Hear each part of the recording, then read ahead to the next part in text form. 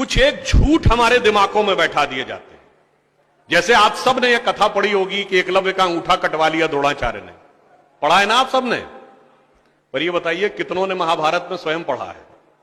मेरे विचार से हम में से किसी ने भी कभी महाभारत में वह प्रसंग पढ़ा ही नहीं होगा एकलव्य वाला। और अगर हम यह भी विनम्रता से पूछे कि महाभारत के कौन से चैप्टर में है, तो भी शायद हम में से किसी को ध्यान नहीं होगा कि महाभारत के वन पर्व में एकलव्य का उल्लेख है। मगर देखिए मार्क्स और मैकाले का प्रभाव कि हमारे दिमागों में ऐसा भरा हुआ है कि हम ग्लानि से आबद्ध हैं बगैर पढ़े हुए। अब मैं आपसे कहूंगा, जाइएगा, जाकर पढ़िएगा। अवेलेबल हो तो इंटरनेट पे जाके सर्च कर लीजिएगा, ना हो तो जो महाभारत सीरियल आया था उसका एपिसोड जाके यूट्यूब पे देख लीजिएगा। कि किस्सा यह था कि जब आपको, चाहे आपने कथा सुनी होगी कि कुत्ते का मुंह बाणों से भर गया था जो एकलव्य ने तीर चलाए थे, और जब वह तीर अर्जुन निकालते हैं तो उस कुत्ते के मुंह में खरोंच तक उस बाण से नहीं आई होती है, तो वो चौंक जाते हैं क्योंकि ये सामान्य तीर नहीं है। उन्होंने कहा तो दिव्य अस्त्र है कि मुंह में पूरा तीर से भर गया मुंह और इसके बाद भी एक खरोंच नहीं आई। आप कहेंगे दिव्य अस्त्र का मतलब क्या? दिव्य अस्त्र का मतलब ये है, जैसे रशिया यूक्रेन की लड़ाई चल रही है ना, इससे पहले मिडिल ईस्ट की लड़ाई देती थी, तो जो मिसाइल जाती है वो लेजर गाइडेड जाती है, जिस बिल्डिंग पे गिरना उसी बिल्डिंग पे गिरती है, अगल बगल पे नहीं गिरती, क्योंकि the direction is precise to the meters. पर अगर मुंह के अंदर जाए और खाल पर खरोंच ना आए, इसका मतलब it is so much strongly guided that it is precision to the micrometers. तो जब ये वो देखते हैं ये दिव्यास्त्र चलाना, तो उन्होंने कहा दिव्यास्त्र राजा चला सकता है, ये कैसे सीखा इसने? तो जब द्रोणाचार्य उससे पूछते हैं कि तुमने ये किससे सीखा, तो कहता आपसे सीखा गुरुजी। कहते मैं तो तुम्हें जानता नहीं बालक, तुम अपना परिचय दो। अब यहीं पर बिंदु है। एकलव्य क्या कहता है? मैं मगध नरेश जरासंध के प्रधान सेनापति हिरण्य धनु का पुत्र एकलव्य। अरे वो मगध के chief of the arm forces का बेटा था। यदि आप ये कह रहे हैं कि वनवासी था, तो ये भी पूरा वाक्य तो पूरा करो कि वो सेना अध्यक्ष था। मगर देखिए कितनी चालाकी से छुपा लिया आधे तथ्य को, और उसके बाद हमारे दिमागों में भर दिया कि ये बहुत गलत किया गया। बताइए, हमारे हिंदू धर्म के दो महाकाव्य, रामायण और महाभारत, दोनों का रचयिता कौन? रामायण का रचयिता महर्षि वाल्मीकि, जो संस्कृत के आदि कवि माने जाते हैं। आज जो वाल्मीकि समुदाय है वो किसमें आता है? शेड्यूल कास्ट में। महाभारत के रचयिता और वेदांत और मीमांसा के रचयिता महर्षि वेदव्यास, जिनकी मां मछुआरन थी, वह समुदाय किसमें आता है? कुछ राज्यों में, दिल्ली में शेड्यूल कास्ट में, यूपी में अति पिछड़े में। तो मेरे भाई, संत रैदास, नामदेव, कबीर, दादू, ये सब पूज्य संत हुए, फिर भी हमारे दिमागों में यह भरा जाता है। और कौन भरता है? वो लोग भरते हैं जो अपने यहां समाज के गरीब वर्गों की खरीद फरोख्त करते थे।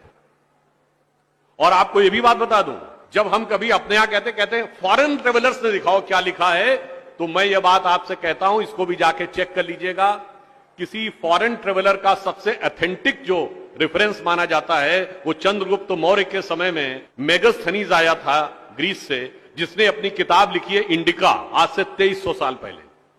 वो इंडिका किताब आज उपलब्ध नहीं है, मगर उसके उद्धरण तमाम जगहों पे हैं, तो प्रूवन है किताब थी। उसने भारतीय समाज में व्यवस्था का वर्णन करते हुए लिखा है कि यहां पर 7 जातियां हैं, मगर महत्वपूर्ण बात यह है यहां इतनी समरसता, इतना सामंजस्य है कि यूनान के समाज के समान यहां कोई समाज का ऐसा वर्ग नहीं है जिसके साथ शोषण या भेदभाव किया जाता हो। ये एक विदेशी लिख रहा है। और मैं एक और बात आपसे बताना चाहता हूं, बहुतों को नहीं पता होगा, गांव में पंचायत होती है ना, ये पंचायत में 5 की संख्या कहां से आती? ये 4 या 6 क्यों नहीं? 5 की संख्या जानते कहां से आती है? 4 वर्ण माने गए थे, तो किसी भी गांव में निर्णय लेना होगा तो चारों वर्णों का एक एक प्रतिनिधि होगा, और 5वां जानते कौन होगा? गांव के बाहरी क्षेत्रों में रहने वाले वो वनवासी जो प्रत्यक्ष रूप से गांव का हिस्सा नहीं है, पर हमारे निर्णय का प्रभाव उनके जीवन पर भी पड़ेगा, तो 5वां प्रतिनिधि उनका होगा। वहां से यह पंचायत का भाव आता है। और फिर मैं आपसे कहना चाहता हूं, हमारे दिमाग में एक और चीज भर दी गई कि जाति व्यवस्था हमने बनाई। आपको पता है कास्ट शब्द कहां से आया?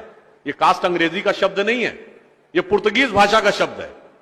और 1931 में जो अंतिम जनगणना जाति के आधार पर उसमें 4114 जातियां हैं हिंदू समाज में, जिसमें अब 6000 बताई जाती हैं। मैं चैलेंज करके पूछता हूं, कोई दिखाओ तो किसी धर्म ग्रंथ में 6000 जातियां लिखी हो, और जहां लिखी उसमें इससे ऊंचे ये, इनके नीचे ये ऊंचा ये नीचा, कौन से धर्म ग्रंथ में लिखा है? ये माली ऊंचे की तेली ऊंचे, सुनार ऊंचे कि लोहार ऊंचे, कहां लिखा है? जानते हैं कहां लिखा है? एक British census commissioner Herbert Risley द्वारा किए गए सेंसस में हिंदू समाज को जातियों में विभाजित करके ऊपर से नीचे तक लिखा गया, और फिर वो हमारे ऊपर अध्यारोपित कर दिया गया है। हमारे दिमागों में कैसी कैसी बातें भरी जाती हैं। एक थोड़ा लिबर्टी लेते हुए यह भी कहना चाहूंगा, महिलाओं को पढ़ने का अधिकार नहीं दिया जाता था। अब यह बताइए, हमारे यहां दिल्ली में लोगों को ध्यान नहीं होता है, आप लोगों ने मैत्री कॉलेज और गार्गी कॉलेज है ना, ये मैत्री और गार्गी कौन थी? ये वैदिक काल की 20-22 विदुषी स्त्रियों में से एक हैं। गार्गी ने ऋषि याज्ञवल्क्य के साथ शास्त्रार्थ किया। फिर मैं चैलेंज करके कहता हूं, दुनिया में कोई दूसरा धर्म संस्कृति बताइए जहां धर्म पे टिप्पणी करने का अधिकार किसी महिला को हो और किसी धर्म के ज्ञाता के साथ शास्त्रार्थ करने का अधिकार। फिर हमको समझाया जाता है कि हमारे यहां बराबरी नहीं थी। अरे आप सबको याद हो, सबसे प्रख्यात शास्त्रार्थ कौन सा है? आचार्य मंडन मिश्र और आदि शंकराचार्य के बीच में, दोनों के बीच में जो शास्त्रार्थ हुआ उसका जज कौन था? आचार्य मंडन मिश्र की पत्नी उभय भारती। फिर मैं चैलेंज करके पूछता हूं, पहले दुनिया कोई धर्म बताइए जहां टिप्पणी करने का अधिकार स्त्रियों को हो और जज बनने का अधिकार हो डिस्कशन में। उसके बाद हमसे कहते हैं कि साहब बराबरी नहीं थी। इसलिए मैं कहना चाहता हूं कि हमारे यहां तो समाज में जिस प्रकार से एकाकार करके सबको साथ में लिया जाता था, बराबरी का तो आलम यह था, बराबरी नहीं थी। यह सच है, हमारे यहां बराबरी नहीं थी। हमारे यहां मातृशक्ति को पहले रखा जाता था। इसीलिए हम क्या बोलते हैं? सीताराम, सीता पहले राम बाद में।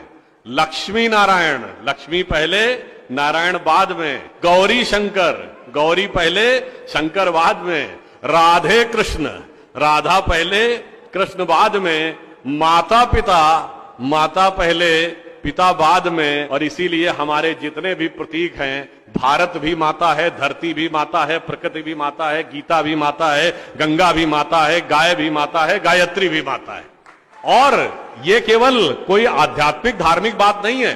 वर्ल्ड की डॉक्यूमेंटेड हिस्ट्री में अगर पहली बार कोई वुमेन रूलर रही है तो गुप्त वंश के समय में 4वीं शताब्दी में प्रभावती गुप्त ने शासन किया है।